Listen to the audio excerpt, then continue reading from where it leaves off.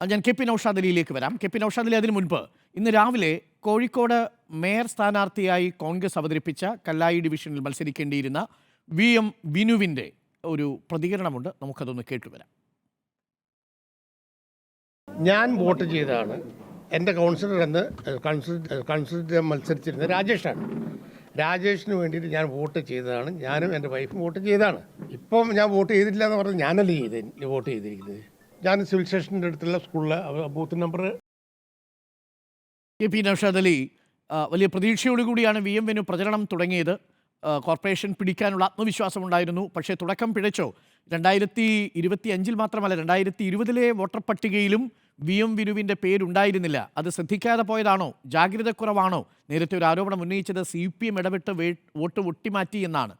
K P Naushad Ali, ഇവിടെ അരുൺകുമാർ, ഏതായാലും VM ബിനുവിനെ പോലെയുള്ള സമൂഹം അറിയുന്ന ആളുകളുടെ പേര് പോലും വോട്ടർ പട്ടികയിൽ ഇല്ല എന്നുള്ളത് നമ്മുടെയൊക്കെ സിസ്റ്റത്തിൻ്റെ കാര്യമായ അപാകതകൾ വിളിച്ചോതുകയാണ്. അത് രാഷ്ട്രീയത്തിലുപരിയായി എന്ന് ഞാൻ പറയാൻ ആഗ്രഹിക്കുന്നു. അതുപോലെ തന്നെ നിങ്ങൾ നേരത്തെ ഇവിടെ നടത്തിയൊരു സ്റ്റേറ്റ്മെൻറ്റിൽ നിങ്ങൾ ശ്രദ്ധിക്കാതെ പറഞ്ഞതായിരിക്കും. കാരണം ഒരു വാർഡിൽ വോട്ടില്ല എങ്കിൽ പിന്നെ നമുക്ക് വേറെ എവിടെയും ആ വാർഡിന് പുറത്ത് മത്സരിക്കാൻ കഴിയില്ല എന്ന് തദ്ദേശ സ്വയംഭരണ ചട്ടത്തിൽ എവിടെയും പറയുന്നില്ല. ആ വാർഡിൽ വോട്ടില്ലെങ്കിലും ആ പഞ്ചായത്തിനകത്തോ ആ മുനിസിപ്പാലിറ്റിക്കോ കോർപ്പറേഷനകത്തോ എവിടെ വേണമെങ്കിലും മത്സരിക്കാം. പക്ഷേ ആ വാർഡ് പരിധിയിൽ മാത്രമേ നമുക്ക് വോട്ട് ചെയ്യാൻ സാധിക്കുകയുള്ളൂ എന്ന് മാത്രമാണ്. കാരണം അത്തരത്തിലുള്ള ഒരുപാട് ഉദാഹരണങ്ങൾ നമ്മുടെ മുന്നിലുണ്ട്. ഒരു സ്ഥാനാർത്ഥികളും കൃത്യമായിട്ട് ആ വാർഡിൽ തന്നെ മത്സരിച്ചു കൊള്ളണമെന്നില്ല എന്നുകൂടി പറയാൻ ഞാൻ ആഗ്രഹിക്കുന്നു. രണ്ടാമതായിട്ട് ഇവിടെ ഞാൻ പറയുന്നത്, ഇവിടെ ഈ SIRൻ്റെ ഒരു ഉദ്ദേശശുദ്ധി, അത് ഇപ്പോൾ സംസ്ഥാന സർക്കാർ കോടതിയിൽ കൊടുത്ത പ്രയറിൽ പറയുന്നത് പോലെ അതിൻ്റെ ഒരു ഉദ്ദേശശുദ്ധിയൊന്നും നമ്മൾ വലിയ തോതിൽ ഇവിടെ അറ്റാക്ക് ചെയ്യാൻ മുതിരുന്നില്ല. പക്ഷേ അത് പറയപ്പെടുന്ന അതിൻ്റെ യഥാർത്ഥ ഉദ്ദേശശുദ്ധി നിറവേറ്റും വിധം കേന്ദ്ര സർക്കാർ അത് കൃത്യമായിട്ട് ഇംപ്ലിമെൻ്റ് ചെയ്യണം എന്നുള്ളത് മാത്രമാണ് എല്ലാവരുടെയും അഭ്യർത്ഥന. കാരണം ഇവിടെ ഒരുപടി ആളുകൾ വോട്ടർ പട്ടികയിൽ നിന്ന് മാറ്റാനും പുറംവാതിൽ വഴി തിരികെ കയറ്റാനും ഒക്കെയുള്ളൊരു അഭ്യാസമായിട്ട് ഈ SIRനെ ദുരുപയോഗം ചെയ്യുന്ന കേന്ദ്ര സർക്കാരിൻ്റെ നടപടികൾ അത് രാജ്യത്തുടനീളം ദൃശ്യമാണ്. അതിന് വലിയ രാഷ്ട്രീയ പ്രത്യാഘാതമുണ്ട്. ഇപ്പോൾ കേരളത്തെ സംബന്ധിച്ചിടത്തോളം 2-2.5 ലക്ഷം വോട്ടിൻ്റെ വ്യത്യാസത്തിലാണ് LDFും UDF ഒക്കെ മാറി മാറി അധികാരത്തിലേറിയിരുന്നത്. അത്തരമൊരു സംസ്ഥാനത്ത് SIRൻ്റെ ഭാഗമായി ഒരു ബീഹാർ മോഡലിൽ 60 ലക്ഷമൊന്നും വെട്ടിമാറ്റിയില്ലെങ്കിലും ഒരു 10 ലക്ഷമെങ്കിലും വെട്ടിമാറ്റിയാൽ അത് ദൂരവ്യാപകമായ രാഷ്ട്രീയ പ്രത്യാഘാതങ്ങൾക്ക് കേരളത്തിൽ ഇടവരുത്തും. അപ്പോൾ അതൊക്കെ ആളുകളെ സംബന്ധിച്ചിടത്തോളം അവർക്ക് അത്ര പരിചയമില്ലാത്ത സങ്കീർണമായൊരു പ്രക്രിയ പിന്നെ അസമയത്ത് നടത്തുമ്പോൾ, അത് തദ്ദേശ സ്വയംഭരണ തെരഞ്ഞെടുപ്പ് എന്ന് പറഞ്ഞാൽ മറ്റു സംസ്ഥാനങ്ങളിൽ നിന്ന് വിഭിന്നമായിട്ട് അത് കേരളത്തിലെ രാഷ്ട്രീയത്തിൻ്റെ ഒരു ജനകീയ പ്രാദേശിക ഉത്സവമാണ്. ഒരു പക്ഷേ പിന്നെ നിയമസഭാ ലോക്സഭാ തെരഞ്ഞെടുപ്പുകളെക്കാൾ പ്രാദേശിക നേതൃത്വം സജീവമാകുന്നൊരു തെരഞ്ഞെടുപ്പാണ്. ഈ സമയത്ത് തീർച്ചയായിട്ടും എല്ലാ പ്രസക്തിയും എല്ലാ കണ്ണുകളും ആ തെരഞ്ഞെടുപ്പിലേക്കാണ്. അവിടെ ഈ പറഞ്ഞ വോട്ടർ പട്ടികയിലെ റീഎൻറോൾമെൻറ്റ് ഈ പറഞ്ഞ തീയതിക്ക് അകം ഇത്ര ഗൗരവപ്പെട്ട് നടക്കാൻ ഇട വളരെ കുറവാണ് എന്ന് എല്ലാവർക്കും അറിയാം. അത് ഏത് രാഷ്ട്രീയ പാർട്ടിയാണെങ്കിലും അതൊരു വസ്തുതയാണ്. മാത്രമല്ല, ഉദ്യോഗസ്ഥരെ സംബന്ധിച്ചിടത്തോളം വലിയ ഷോർട്ടേജ് ഉണ്ട്, സമ്മർദ്ദമുണ്ട്, ഡെഡ് ലൈൻ ഉണ്ട്, പലതരത്തിലുള്ള ഭീഷണികൾ അവർക്ക് പുറത്തു നിന്നുണ്ട്. അങ്ങനെ ഒരു ചകിതമായ ഒരു അന്തരീക്ഷത്തിലല്ല ഇത്തരത്തിലുള്ള ഗൗരവപൂർണമായ ഒരു എക്സർസൈസ് നടത്തേണ്ടത് എന്ന് ഔചിത്യമുള്ള ഏതു മനുഷ്യനും മനസ്സിലാവുന്നൊരു കാര്യമാണ്. പക്ഷേ കേന്ദ്ര സർക്കാരിന് അത് കൃത്യമായിട്ട് മനസ്സിലാകാതെ വരികയും തെരഞ്ഞെടുപ്പ് കമ്മീഷൻ ഇത്തരത്തിൽ ഒരു ജനവിരുദ്ധത ആവർത്തിച്ച് പ്രതിനിധീകരിക്കുകയും ചെയ്യുമ്പോൾ അതാണ് നമ്മളെ സംബന്ധിച്ചിടത്തോളം വലിയ ആശങ്കയും സംശയവും ഉണ്ടാക്കുന്നത്.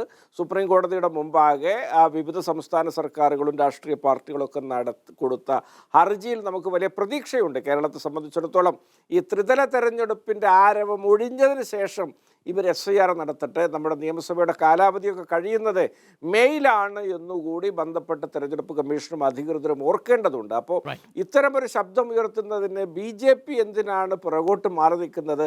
അവർ കൃത്യമായിട്ട് ഇപ്പോൾ തന്നെ SIR വേണമെന്നൊക്കെയുള്ള തരത്തിൽ വാദമുഖങ്ങൾ ഉയർത്തുന്നത് പരിഹാസ്യമായി എന്തിനാണ് എന്നുള്ളതിന് BJPയുടെ അല്ലെങ്കിൽ വലത് രാഷ്ട്രീയത്തിൻ്റെ പ്രതി മറുപടി പറയട്ടെ. പക്ഷേ എൻ്റെ ചോദ്യം, ഈ VM ബിനുവിനെ പോലൊരു സ്ഥാനാർത്ഥിയെ മേയർ സ്ഥാനാർത്ഥിയായി തന്നെ പരിഗണിച്ച് കോൺഗ്രസ് നിർത്തുമ്പോൾ ചുരുങ്ങിയ പക്ഷം ഒരു ഗൃഹപാഠമെങ്കിലും കോൺഗ്രസ് ചെയ്യേണ്ടിയിരുന്നില്ലേ? 2020 വോട്ടർ പട്ടികയിൽ പേരില്ല എന്നുള്ള വിവരം ഇപ്പോൾ പുറത്തു വരുന്നു. കളക്ടർ തന്നെ അത് സാക്ഷ്യപ്പെടുത്തുന്നു.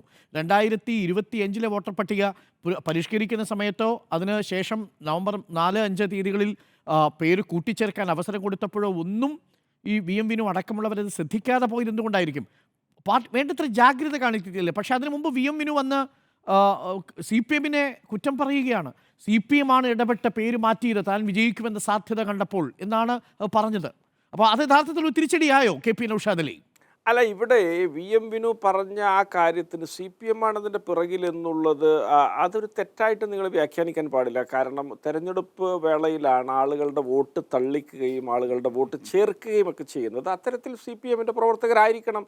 അദ്ദേഹത്തിൻ്റെ തിരക്ക് മുൻനിർത്തി അദ്ദേഹത്തിന് ശ്രദ്ധിക്കാൻ കഴിയില്ല എന്ന പഴുത് പ്രയോജനപ്പെടുത്തിയിട്ട് അത് വെട്ടിമാറ്റാനുള്ള നീക്കം നടത്തിയിട്ടുണ്ടാവുക. അത് വി എം വിനു പറഞ്ഞതിന് മറ്റൊരർത്ഥത്തിൽ അരുൺകുമാർ എടുക്കേണ്ടതില്ല. അത് പക്ഷേ കെ പി നൗഷാദ് അലി 2020 അദ്ദേഹത്തിന് വോട്ടർ പട്ടികയിൽ പേരില്ല.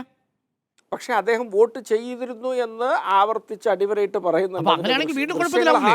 വോട്ടർ പട്ടികയിൽ പേരില്ലാത്ത വി എം വിനു വോട്ട് ചെയ്തെങ്കിൽ അത് കള്ളവോട്ടായില്ലേ? അല്ല, തീർച്ചയായിട്ടും അങ്ങനെ വോട്ടർ പട്ടികയിൽ പേരില്ലാത്ത വി എം വിനു എങ്ങനെ വോട്ട് ചെയ്തു എന്നുള്ളതിന് അധികൃതരാണ് മറുപടി പറയേണ്ടത്. ഈ പറഞ്ഞ തെരഞ്ഞെടുപ്പ് കമ്മീഷനും ആ തെരഞ്ഞെടുപ്പ് നടത്തിയ സംസ്ഥാന സർക്കാരും അതിൻ്റെ സംവിധാനങ്ങളൊക്കെ മറുപടി പറയണം. എന്തായാലും തർക്കം, വി എം വിനു അന്ന് വോട്ട് ചെയ്തിട്ടുണ്ട് പക്ഷേ പട്ടികയിലില്ല എന്നിപ്പോൾ പറയുന്നു.